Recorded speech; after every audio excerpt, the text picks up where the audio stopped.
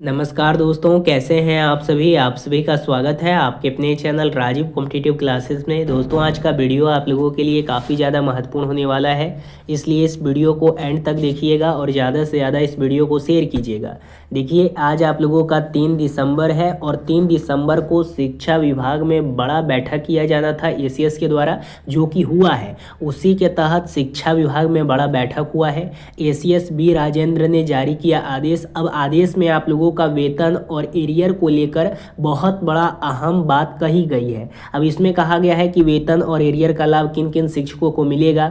इसके तहत, इस आदेश के तहत नया मूल्य वेतन होगा निर्धारण, बेसिक सैलरी में वृद्धि की जाएगी, कितना संभावना है इसका, कौन कौन से शिक्षक के सैलरी में वृद्धि की जाएगी, क्या नया मूल्य वेतन बनेगा, वेतन फिक्सेशन आयु सीमा 65 वर्ष होगा, 50% से 58% डीए का अपाय, शिक्षकों पर गिरी बड़ी गाज। वीडियो काफ़ी ज़्यादा इंपॉर्टेंट है दोस्तों, वीडियो को तमाम ग्रुप में शेयर कीजिएगा, नए हैं चैनल पे सब्सक्राइब कीजिएगा, बेल आइकन को प्रेस कीजिएगा। वीडियो को हम लोग शुरू करते हैं। दोस्तों, यहाँ पे देखिए, सबसे पहले कुछ अपडेट है। अपडेट मैं आप लोगों के साथ साझा कर देना चाहता हूँ। बहुत सारा आदेश आया है।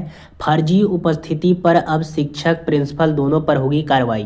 पटना में सरकारी स्कूलों में फर्जी उपस्थिति की शिकायतें पर शिक्षा विभाग ने सख्ती बरतते हुए चेतावनी दी है कि ई शिक्षा कोष पर गलत हाजिरी पकड़े जाने पर शिक्षक और प्रधानाध्यापक दोनों को पद से हटा दिया जाएगा।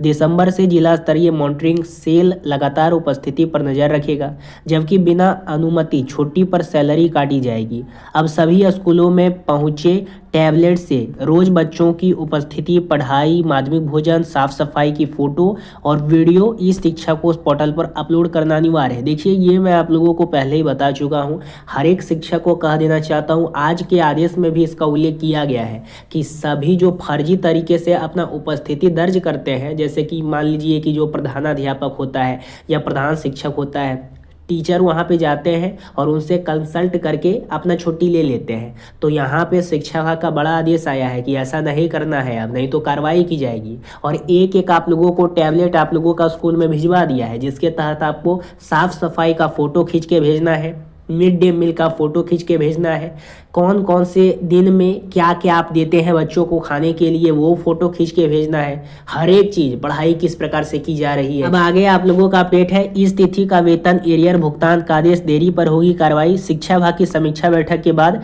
जारी आदेश में निर्देश दिया है कि सभी शिक्षकों का नवंबर 2025 का वेतन नए वेतनमान पर 6 दिसंबर तक भुगतान किया जाएगा। विशिष्ट शिक्षक का वेतन निर्धारण 10 दिसंबर तक कैंप मोड पर पूरा करके उनका एरियर 6 दिसंबर तक अनिवार्य रूप से दिया जाएगा। सभी विशिष्ट शिक्षक का 5 से 6 दिसंबर तक सेवा पुस्तिका और एरियर विपत्र लेखापल को जमा करें। देखिए, ये आप लोगों का 10 दिसंबर तक बायोडाटा दिया गया है कि इस बार का जो आप लोगों का दिसंबर वाला पेमेंट जनवरी में मिलेगा, वो जल्द ही आप लोगों को मिल जाएगा। देखिए, इस बार आप लोगों का जो 58% डीए वाला मामला था, इस बार आपको 58% की लागत से सैलरी नहीं दिया गया, ठीक है।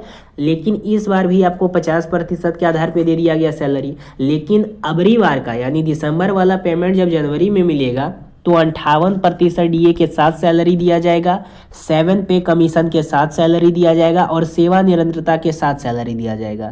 जब आपका प्रोविजन पीरियड खत्म कर दिया जाएगा 2 साल का, तब आप लोगों को 7 पे कमीशन का भी लाभ दिया जाने लगेगा, ठीक है। इसीलिए आप लोगों का इस बार ये आप लोगों का 7 पे कमीशन दिसंबर में ना दे करके आप लोगों का यहाँ पे, मतलब दिसंबर वाला पेमेंट जो जनवरी में मिलेगा, तब 7 पे कमीशन के रूप में आप लोगों को मिलेगा और 58% डीए के साथ। पीएससी विशिष्ट शिक्षक को 7वां वेतन देने की मांग तेज है।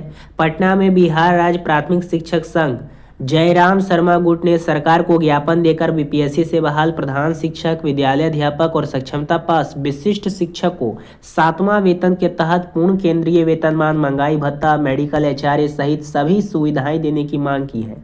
संगठन ने विशिष्ट शिक्षक और विद्यालय अध्यापक का वेतन 7वें वेतनमान में तय कर एचआरएमएस पर अपडेट करने और बीएड प्राथमिक शिक्षकों के लिए ब्रिज कोर्स को 6 माह करने, फीस घटाकर 5,000 रुपये करने और परीक्षा के कम से कम 3 अवसर देने की मांग की है।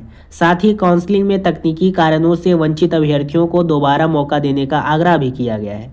अब सबसे पहला देखिए, अपना अपना गुट बना करके सभी लोग केस कर रहे हैं। मैंने पहले भी आप लोगों को बताया था, अभी जो शिक्षक हैं पहले ही केस कर दिए थे चुनाव से पहले। फिर बहुत सारे शिक्षक अपना गुट बना करके केस करने वाले थे, लेकिन तब तक चुनाव आ गया और सरकार के तहत अलग अलग प्रोपेगेंडा चलाया गया कि भैया हम 7th पे कमीशन दे देंगे, इस बार 58% डीए के साथ सैलरी दे देंगे। लेकिन सरकार का नाटक अब जो भी स्टूडेंट है या शिक्षक है वो समझ चुके हैं, जिसके कारण से अपना अपना गुट बना करके पटना हाईकोर्ट में जाकर के केस कर रहे हैं, चाहे वो विद्यालय अध्यापक हैं, विशिष्ट शिक्षक हैं या सक्षमता वाले हैं। देखिए इसमें 3 शिक्षकों का नाम आ रहा है, पहला प्रधानाध्यापक, प्रधान शिक्षक, उसके साथ विशिष्ट शिक्षक और विद्यालय अध्यापक, क्योंकि इन तीनों को राजकर्मी का दर्जा प्राप्त है और ये तीनों केस किए हैं 7 पे कमीशन को लेकर कि हमें 7 पे कमीशन का लाभ चाहिए। अब आप लोगों का जो नीतीश कैबिनेट का पहला बैठक किया गया था, उसमें आप लोगों का नीतीश कैबिनेट में सेवा निरंतरता को लेकर बहुत बड़ा आश्वासन दिया गया, लेकिन 7 पे कमीशन को लेकर कहीं पे भी चर्चा नहीं किया गया। क्यों नहीं किया गया? ऐसा उधर से आश्वासन आया कि जो विद्यालय अध्यापक है या विशिष्ट शिक्षक है या हेडमास्टर है, टीचर है, इन तीनों के पास राजकर्मी का दर्जा प्राप्त है, लेकिन फिर भी ये तीनों शिक्षक एक साथ मिल करके कभी भी अपना बात नहीं उठाए कि हमें 7 पे कमीशन का लाभ चाहिए, जिसके कारण से 7 पे कमीशन का कोई भी बात नहीं चला। लेकिन अब मुख्य कारण बताया जा रहा है कि अब ये लोग जाकर के केस किए हैं और 7 पे कमीशन का लाभ अब इन लोगों को मिलेगा। ठीक है, अब देखिए दोस्तों, बात ऐसी निकल के आती है कि पहले सरकार के द्वारा चुनाव के समय में प्रोपेगेंडा चलाया गया कि 58% डीए के साथ आप लोगों को सैलरी देंगे और उसके साथ पे प्रोडक्शन का लाभ आप लोगों को दे देंगे। लेकिन फिर आप लोगों का यहाँ पे जब चुनाव खत्म हो गया, जब आप लोगों का सैलरी देने की बात आई तो 50% के आधार पर आपको सैलरी दिया गया। क्यों ऐसा कहा गया था सरकार के द्वारा? क्योंकि उस समय आप लोग आंदोलन कर रहे थे, उस समय आप लोगों को ट्रांसफर पॉलिसी में बजा के रखा गया, जिसके तहत आप 7 पे कमीशन को ज़्यादा नहीं लिए अपने मन के लिए कि 7 पे कमीशन का लाभ हम लोगों को चाहिए। तो यहाँ पे सरकार के द्वारा बार बार आपको बझाया गया, उलझाया गया।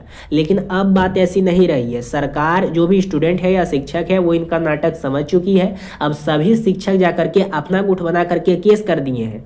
अब इस बार आश्वासन आ गया है कि दिसंबर वाला पेमेंट जो जनवरी में देंगे वो 58% डीए के साथ और 7 पे कमीशन का लाभ दे देंगे। अब क्या मालूम कि दिसंबर वाला पेमेंट जब जनवरी में मिलेगा तो 7 पे कमीशन के आधार पे मिलेगा या ना मिलेगा, या फिर से घुमाया जाएगा सरकार के द्वारा, कौन जानता है। इसलिए शिक्षक सभी लोग गुट बना करके अपना केस किए हैं ताकि पहले से तैयार रहे। देखिए आप लोगों को पता ही है किस प्रकार से देश हमारा जा रहा है या फिर हमारा स्टेट जा रहा है। ऊपर से ही आप लोगों का सिस्टम जो है, ऊपर से लेकर के नीचे तक हमारा जो सिस्टम है वो ऊपर से लेकर के नीचे तक सब के सब घुसखोर बैठे हुए हैं। एक शिक्षक ही ऐसा है जो सही रूप से आते हैं स्कूल, बच्चों को पढ़ाते हैं, फिर अपना घर जाते हैं। उनको कोई मतलब नहीं है घुसखोरी से। वो तो एक शिक्षक है, उनको जो सरकार के द्वारा पेमेंट दिया जाता है उसी पे वो खुशहाल है। लेकिन इसके बीच में जो ऊपर से लेकर के नीचे तक कर्मचारी जो है या अधिकारी जो है या ऊपर से लेकर के जो सत्ता में बैठे हुए हैं वो सभी घुसखोर हैं, जिसके कारण से आप लोगों का जो पेमेंट होता है वो सही रूप से नहीं दिया जाता है। जब भी पूछा जाता है तो बोला जाता है वित्त विभाग का परामर्श नहीं है, ये परामर्श नहीं है, वो परामर्श नहीं है। ये लोग अपना पैसा बढ़ा लेते हैं, इस बात को आप लोग समझ लीजिए। अपना अपना वेतन बढ़ा लेते हैं, उसके साथ ये लोग घोटाला भी करते हैं, जिसके कारण से आप लोगों का अच्छे रूप से वेतन नहीं दिया जा रहा है। तो अपने स्तर से आप लोग तैयार रहिए, जा करके आप लोग भी अपना गुट बना करके केस कीजिए और पहले तैयार रहिए।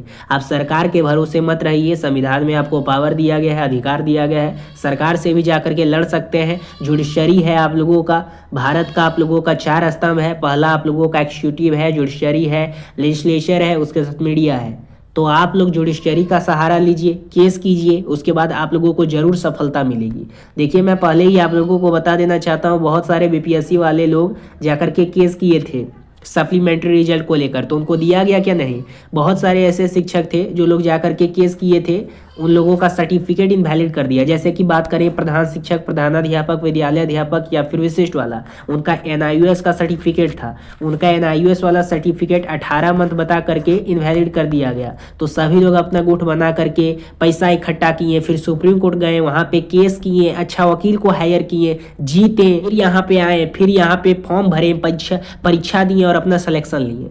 तो अपने स्तर से आपको प्रयास करना है, एक तरह से बैठ नहीं जाना है, क्योंकि आप लोग बहुत ज़्यादा बैठ चुके हैं सरकार के भरोसे। लेकिन सरकार के भरोसे अब हम लोगों को नहीं रहना है। बाकी इस पे आपकी क्या राय है कमेंट के माध्यम से बताइएगा। नए हैं चैनल पे सब्सक्राइब कीजिएगा, बेल आइकन को प्रेस कीजिएगा। फिर मिलेंगे कोई अगले अपडेट के साथ। धन्यवाद।